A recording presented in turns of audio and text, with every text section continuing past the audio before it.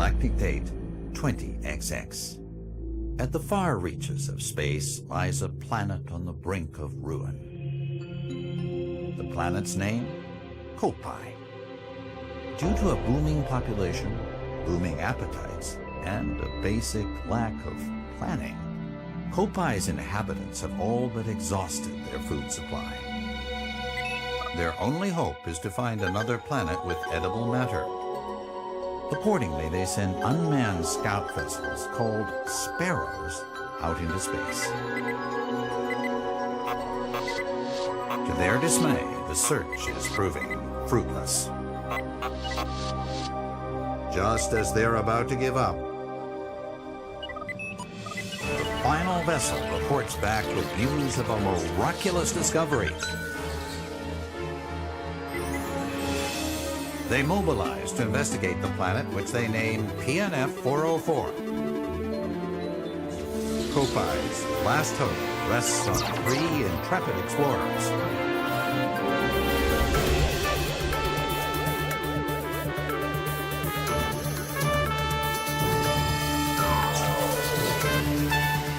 At last, the explorers' 279,000 light-year voyage nears its end. But as they initiate the landing sequence, something goes horribly wrong.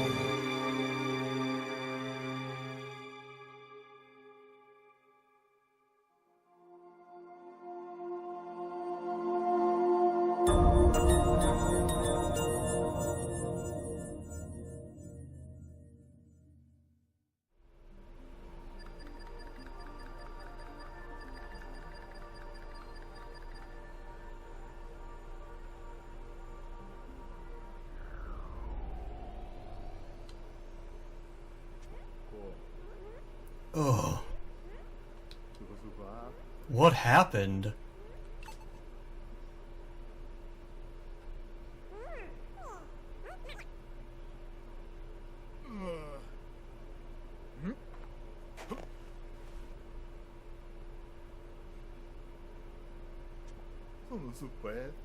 Where am I?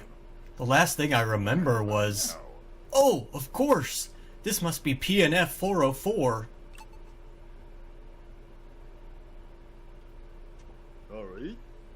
Charlie to ship! Charlie to ship! Do you copy? This is your captain! I repeat, do you copy? Hello? Anyone? There's no response. Where's my ship? My crew? Hello everybody, and welcome to VinnyAdventures. I'm Vinny, and today we're venturing into the world of PNF 404 for Pikmin 3. Yes guys, this is the second Let's Play on my channel, right after Twilight Princess HD, which was super amazing, but I am so ready to get this game started. For those of you that don't know much about the Pikmin series, or maybe you've been kind of turned off by real-time strategy games in the past, I really recommend sticking around and watching this because this game is awesome. I am starting with Pikmin 3 as opposed to Pikmin 1 or 2 because personally this is my favorite game, my favorite entry in the series. I think it has the most story, the better looking graphics obviously because it was the most recent game for the Wii U. And I don't know, I just love it, and I like Pikmin 1 and Pikmin 2 just fine, but I wanted to do something that I really loved. Because, you know, it's my channel, and I want to do stuff that I have fun with, because if I'm having fun, hopefully you're having fun too. So anyway, let's just jump right into it. Immediately we've crash landed onto a strange planet after our search for food on another planet came up successful. Our ship had some sort of malfunction and we crashed, but there were two other intrepid explorers with us, and they are not here, it looks like. I managed to escape unscathed, but what about the rest of my crew? They could be anywhere on PNF 404. I've got to find Alf and Brittany. I only hope they survived. Alright, so being able to control Captain Charlie right now, we don't really have a whole lot in the way of controls. We literally can just move our character, but you immediately notice these little dudes just hanging around on leaves. Huh? What in the... So Charlie is immediately kind of off-put by these guys. Got one over here. There are more of them! That one kind of just like blew a raspberry at us. What are you guys doing? So strange. Okay, yeah, they're maybe unlike anything you've seen before, Charlie. This planet's mushrooms are huge. I think that's what that said. I don't get to press the A button in a lot of these situations, so I might miss some of this dialogue, but... we have a whole load of these guys here. I seem to have wandered into a strange neighborhood.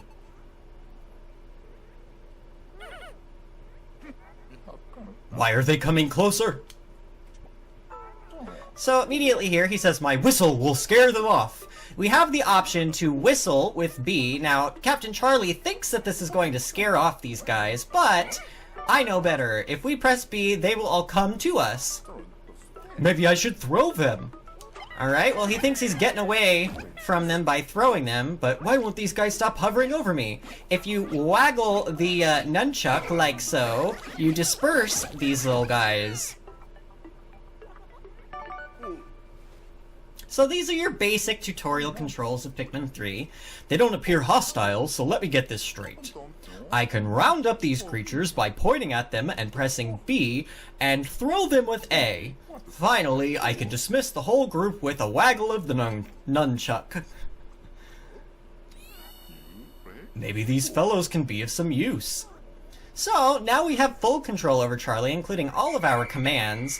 We can whistle all these little guys together. You see that down here in the bottom right-hand corner, we have our squad. We have 15 currently in our squad, and 30 total in the field. This is going to be important as we get into later areas of the game, but for now, this is very much a tutorial area, so you kind of just go along, and you just get a hang of the controls, you gather up all the little yellow dudes, and this is pretty much it in the way of this area. Now, this says, and honestly guys, I'm so confused by this because I had to do a practice run of this particular, just this first day because I needed to, make sure that my audio and video was all great and everything, and I can't seem to find these other 10 little yellow dudes. I can't seem to find them. There's apparently 10 more. You see down there we have 20, and it says there's 30 in the field, but I don't see any.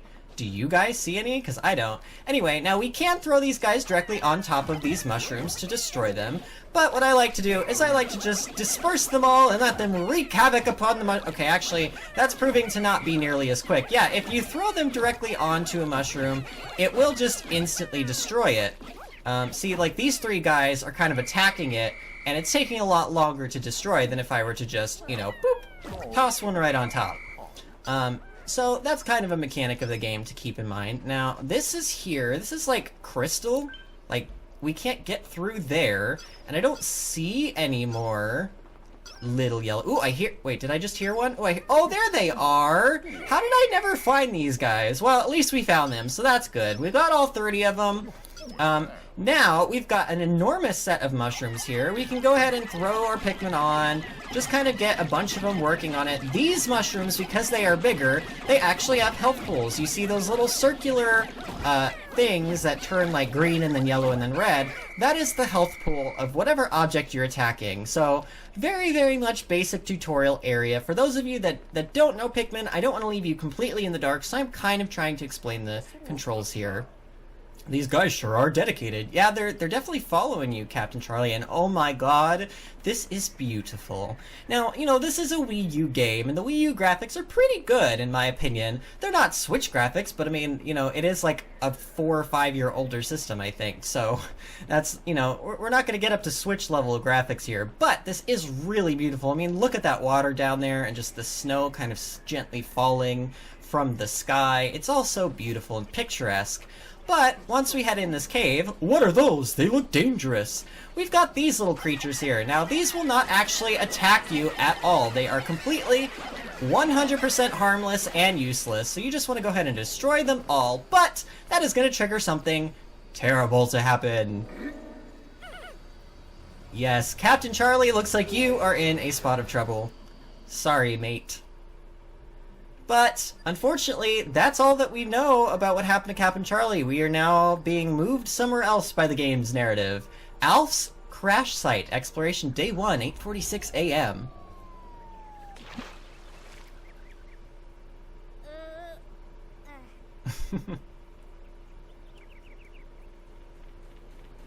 Oh, there's our ship.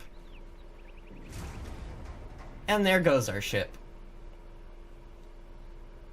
So we've got one total crash landing, but now we've seen the point of view of 2 of the explorers. This guy seems to have a bit of better luck with where he crash landed, though. It's definitely not snowy here. It's quite the opposite. It's a miracle I'm alive and somehow unharmed. That wasn't really a question. I don't know why I read that like a question. This is Alf. He is my favorite of the 3 explorers. Just as the SS Drake was about to land, we lost control and had to make an emergency escape. During the chaos, I was separated from my other 2 team members, as well as the ship itself. As the ship's engineer, it's up to me, Alf, to find both the SS Drake and my crew members. So here we have Alf, and he is a little cutie. I just love the little tuft of hair on top of his head, and I don't know, just this blue color scheme. He's just really cute. I don't know, he's my favorite explorer. But here we go, we've got another one of these guys, but this one is red instead of yellow. And apparently much more timid than the yellow ones were. The yellow ones were like posing sexily on like the tin can and like blowing raspberries at us. That one ran away.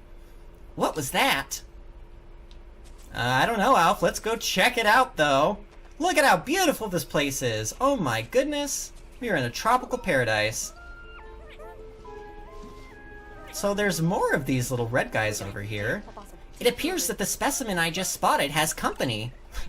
I love how Alf is basically saying the exact same thing I said, just, like, a little more intelligently. And what's that stuck in that branch? Is there anything I can do? Well, we can whistle these guys just like we could whistle the yellow one. What friendly little guys. They responded to the whistle. Yeah, they want to free that red thing stuck in the branches. Yeah, so right here on our pointer, I didn't really point this out when we were in the last area, but we have a 3 over our pointer. That means we have 3 of these little red guys currently in our squad available to throw. Now, if we toss one of these guys onto this thing, you'll notice that there is now a 1 out of 3 displayed. This means that this object in particular takes 3 of these guys to be interacted with fully, and currently we have 1 on it. So what do you say we throw the other 2 onto that? Nice!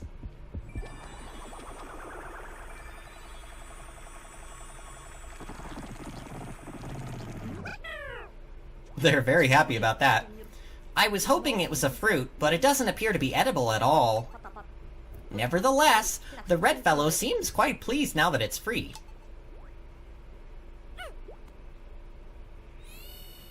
Yes, so much like with Charlie, he says, hey, they're following me.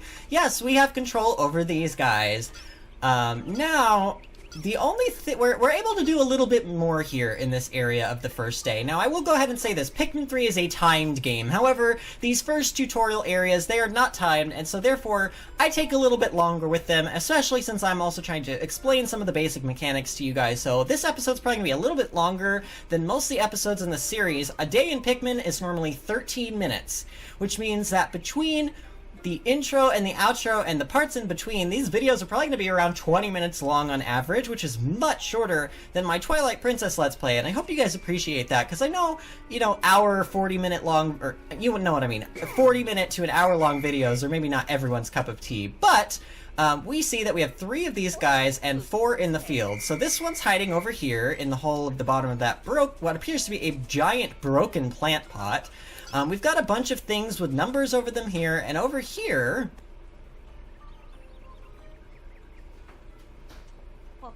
My copad! Thank goodness I found it! I can use it to locate the SS Drake. Alright, so his copad is over there. However, we have a little bit of a problem. We actually cannot we can't cross this chasm.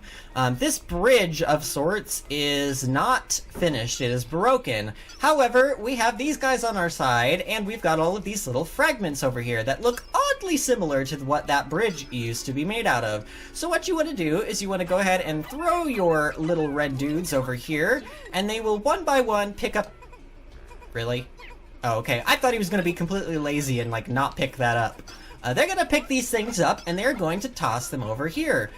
Slowly but surely completing the bridge. This is an example in Pikmin 3 of a automated task. That is what this is called. These are automated tasks. What that means is that if you get these little red guys, or any of these guys, the yellow ones too, whatever color they are, onto one of these automated tasks, they will continue to do the task even without you commanding them to, until said task is finished. So when all of these fragments are brought back over to this bridge, and the bridge is completed, they will basically hang out around the area where all of the fragments were. So that's an interesting little mechanic. It's very, very nice. It's something that wasn't really in the first two games, outside of, I believe, berry collecting. So for it to be used more in this game, I quite like it a lot. And actually, I guess that's not technically true, because you used to, like, destroy and make bridges and walls in Pikmin 2 and 1, but this is a little more like creating something rather than destroying something. So anyway, now that the bridge is made, why don't we go across and grab our copad. Yahoo! That was very, like, Banjo-Kazooie-esque of him. Alright, so we got a view of our copad here. Now this is telling me to look at the Wii U gamepad. I have no way of recording my Wii U gamepad unless I send it off to, like, a third-party company and spend like $300 to get it modded for, like, basically a USB or HDMI cable port, something like that. And honestly, guys, I don't think that the information that you guys will be able to even see on the gamepad is very integral to you. You can enjoy the game just how it is on this main screen, so don't even worry about it. I will be referring to the gamepad and the map in this Let's Play, but you're probably not going to see a lot of it, so just sit back and relax and don't stress about that. It's really no big deal. You're really not missing anything. Great, it still works. Of course, I'd expect nothing less from Copite Engineering. I'll check my surroundings by tapping and sliding the copad screen. So, in this case, he wants me to find the Drake. Now, this is a thing that I can do on the copad, on the gamepad rather. I can actually take my finger and slide the map around, and you guys can actually see what I'm seeing on my gamepad right now. So I want to slide the map all the way over here and reveal where the Drake is. Aha! The SS Drake isn't that far from here. Maybe the other two crew members are there as well. I'd best head in that direction. Alrighty, so we have our copad, we know where the SS Drake is, but unfortunately, this is in our way. What's this enormous thing? The Drake must be somewhere on the other side of it. So yeah, we've got this giant cardboard box with a number 20 suspiciously written on it. We can't really do anything with that right now. What we can do something with, though, are these. These are called pellet posies, red pellet posies to be specific. If we toss a Pikmin at them, it will knock the pellet, or in that case, the Pikmin's going to climb up and destroy this one because I missed. They are going to carry these back over to this strange object. Now, while they're doing that, though, I do want to get these other two working on some more of these things. Come on. Oh, boy. Those things are called female shear grubs that just popped out of the ground. They are enemies, and I believe they are entirely harmless. I don't think they can eat my Pikmin.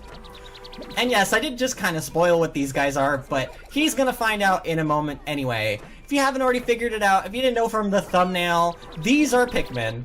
That thing is popping out some sort of sprouts. Yep, by carrying these pellets back to base, these Pikmin are actually creating... let me run over here so I can show you guys. More Pikmin! Yes, this is how these Pikmin reproduce. And this is a red Pikmin, if you haven't already guessed. And I know I spilled it like 2 seconds before the game was going to tell us, but whatever. I see. So this is how these little creatures propagate. How incredibly fascinating. Yes, Elf, this is how they propagate. This is how they make that sweet, sweet music, if you know what I mean. But yeah, we want to pluck all of these Pikmin out of the ground to increase our numbers. This is a big mechanic of Pikmin 3, of all the Pikmin games in the franchise. In fact, you start with a finite number of Pikmin, and you spend a lot of the game defeating enemies, such as these female sheargrubs, for example, and carrying them back to base. By carrying stuff back to base, you will then produce more Pikmin, which will then increase the size of your army, allowing you to do more things in the game. This right here is a giant pellet posy. This is a 5 red pellet, and all of these Pikmin are going to carry this back. Now, one thing I haven't shown is this object takes 5 Pikmin minimum to carry back. You can actually have up to double of the amount of Pikmin usually on any given object in the game, and the more Pikmin you have on said object, the faster they will carry it back to your base. This is a very important detail that you will be using in this game a lot, just to kind of, you basically have to make decisions. Do I want to hold on to Pikmin and be sparing with them because I might need them soon, or do I want to get as many Pikmin onto this object as possible to get it back as quickly as possible to spend as little time as possible, basically producing more Pikmin. So now we have created a total of 21 red Pikmin. I need to do something about that thing in the way. Now this is the max number of Pikmin that you can actually create in this starting tutorial area. So now that we have the 20 Pikmin, what you want to do is you want to head over to this cardboard box. Now one thing I haven't shown yet is if you Z target onto something with your, and I say Z, but it's really like this, no it is the Z trigger. If you Z target onto something, it will actually give you the name of said object in the bottom right hand corner. So in this case, this object is called cardboard box. Now if I waggle my my nunchuck, I can actually make the Pikmin charge at an object that I am Z targeted onto, like so. You will hear that little like horn sound, and all 20 of those Pikmin, and the poor one Pikmin gets left behind.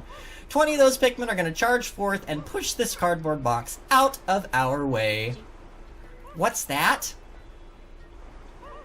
What's that? I don't know why I said that way. It looks like someone's left a data file here. Perhaps the copad will be able to read it.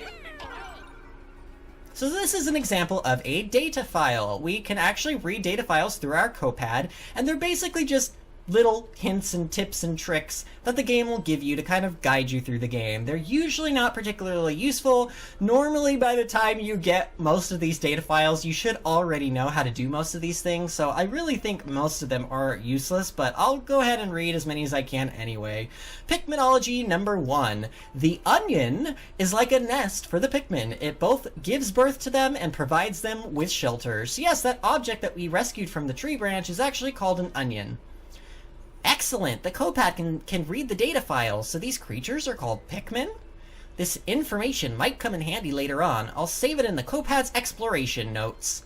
So this is going to download or install an app onto our copad.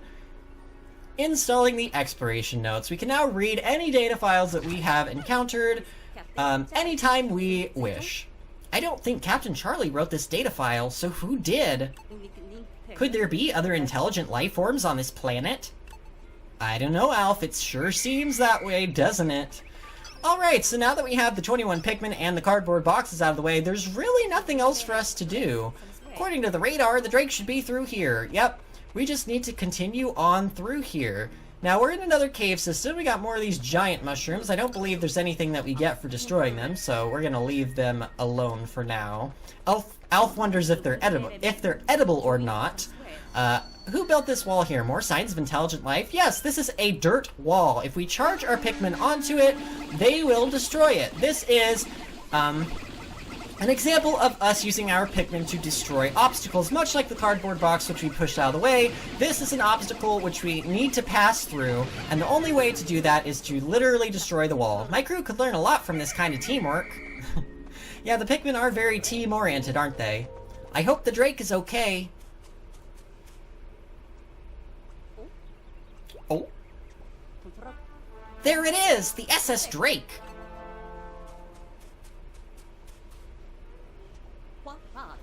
The copad isn't picking up any signs of life in the immediate area. What am I supposed to do now? Alf is so cute. Incoming transmission. Who could it be? Alf, it's me, Brittany. Do you copy? Thank goodness. You're with the SS Drake, right?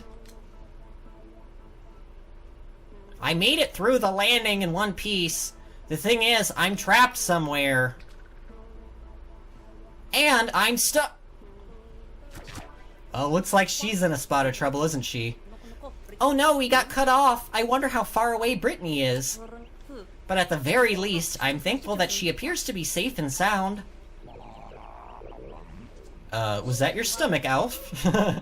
What's that strange sound? I thought it was your stomach, but... The sun is setting, which could mean that nocturnal predators are starting to wake up. That really sounds like your stomach. Sounds like my stomach when I'm super hungry. I should probably get off the planet's surface for now. Alright, so Alpha's gonna teleport himself on into his ship, and we are going to take off from the planet's surface. And look at that lighting engine, though. This game is really pretty, guys. I love Pikmin 3. It is a beautiful game. It's really fun. I don't know. Maybe RTSs are not everyone's cup of tea. Oh my god, that background is so beautiful. See, this is what I'm talking about. Show me a sunset and a nice background any day, and I'll just immediately love your video game. That's like the secret to success. If the art is pretty, I probably like it. Usually. Most of the supplies we brought with us from Kopai were destroyed in the crash landing. So now we only have 3 days worth of edible provisions left. So this is a mechanic. At the end of every day in Pikmin, you will drink 1 canister of juice. If you run out of all of your juice supply, it is an automatic game over. That is it. Zilch. The end. You are kaput. You are terminated. You are pushing up daisies. You are dead. Because without food, you cannot live on an alien planet. Starting tomorrow, I have to find some local food. Day 1 is over. At the end of every day, in addition to seeing your juice meter go down, you will see this graph system, this analytic page, so to speak. The red line indicates how many red Pikmin we raised up on said day. The juice bubble at the end shows that, you know, we drank 1 juice. I don't actually know what I think the SS Drake means we found the SS Drake. That's why that's showing that there. And the red onion bubble is showing us that we discovered the red onion. We've got captain bubbles there to show us what captains we currently have in our squad. We've got fruit, which is the number of food that we have gathered on the planet. Now, we haven't seen any fruit yet, but we will soon. We have total number of juice left, we have total number of red Pikmin, and then at the very bottom, next to the little ghost symbol, we have the number of Pikmin deaths. We have the total number lost today, the total number lost to leaving them behind. If you leave your Pikmin behind at the end of a day, any Pikmin, if they are not currently being controlled by a captain or not currently within the vicinity of your base, they will be left behind on the planet and they will be viciously eaten by nocturnal predators and die. And that is what that number means. And then, of course, you have the total number of Pikmin deaths over the course of your entire gameplay, essentially.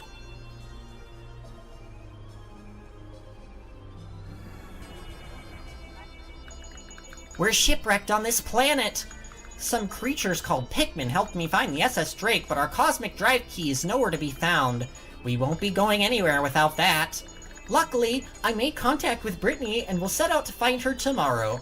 When I took off in the ship, the Onion took flight as well. Odd, but amazing. Alf. Alright guys, I believe that just about does it for the first episode of Pikmin. If you guys enjoyed this episode, go ahead and give the video a thumbs up, and remember to subscribe to my channel if you haven't already to stay updated, and I will see you guys next time for Pikmin 3. See you later!